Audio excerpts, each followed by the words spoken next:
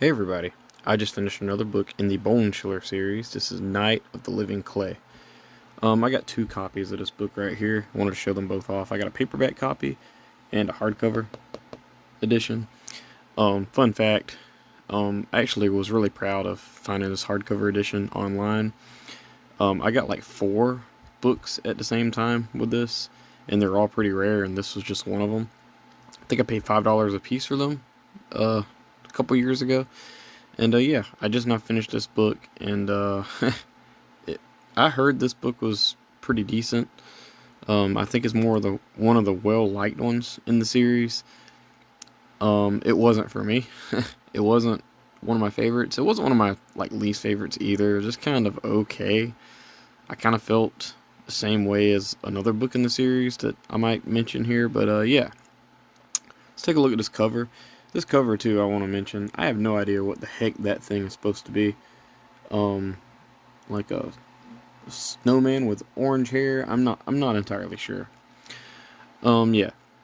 The story itself starts off with this girl named Tasha and her little brother named Corey. They are staying home while their parents go to this flea market that they always go to. It's like a round thing that they always do. Um, and yeah, Corey's sick, so the kids have to take care, or the sister has to take care of him. A little background on the parents. The mom is very artsy and she likes to do like fabric and things like that.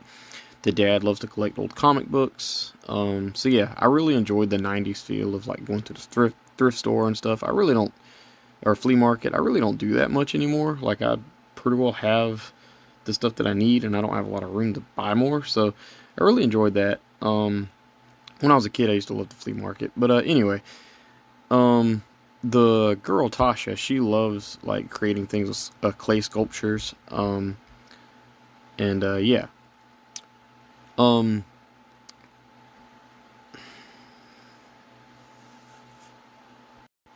Another little fun fact is for my girlfriend and mine mine's little anniversary that we had. Um, we went to this little clay place, and this has just happened to be a book that I was reading for this, and it was kind of weird. But I actually made like a little clay statue. I didn't get it in time. I was gonna do that for like this video, but I might show it off later on or something. But yeah, yeah. So they're at the house and they hear a knock at the door, or not really a knock. They hear somebody like drop something off and leave. They go outside and they see this creepy old man getting in a black van and leaving. There's a package on the door.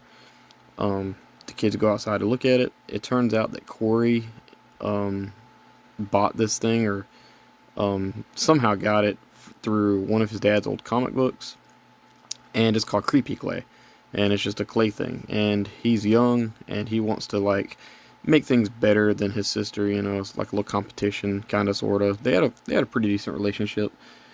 But yeah, the kid, he goes upstairs and he starts making these creations. He makes like an alien, an octopus, a snake, and a pterodactyl, like just random, really fun animals, you know, different things like that, aliens, whatever. He makes them. A little while later, Tasha sees this thing dart across the floor. She thinks it's a mouse, but it's not. The clay has come alive, and that's basically it. They get locked in the kitchen. These things throw like knives and forks, spoons, whatever at them.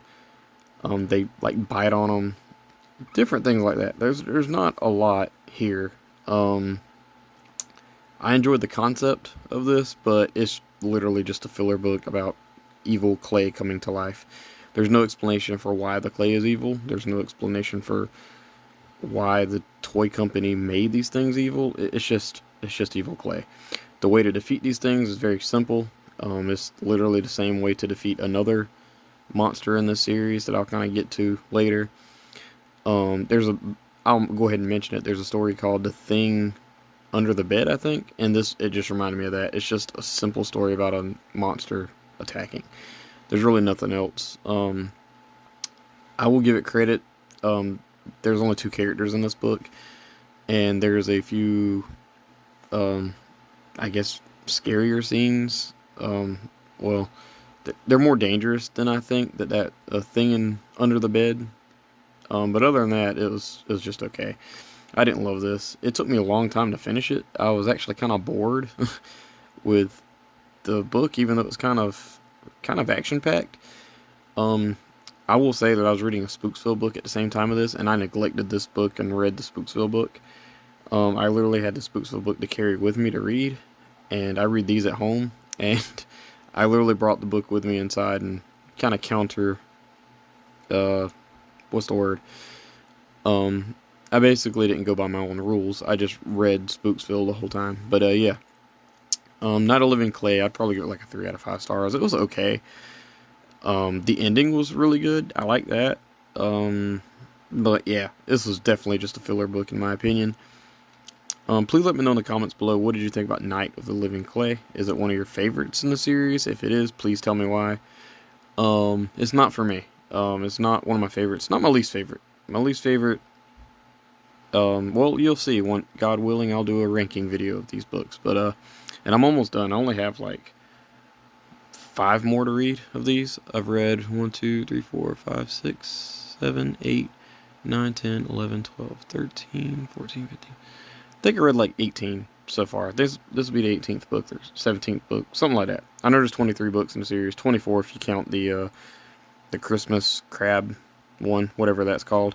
I don't have the actual book, but I do have the story on my phone. Like a good friend in 90s Library, he actually showed me a way to read it. But yeah, so that's it for me, guys. 3 out of 5 stars for me. Thank you guys, and bye.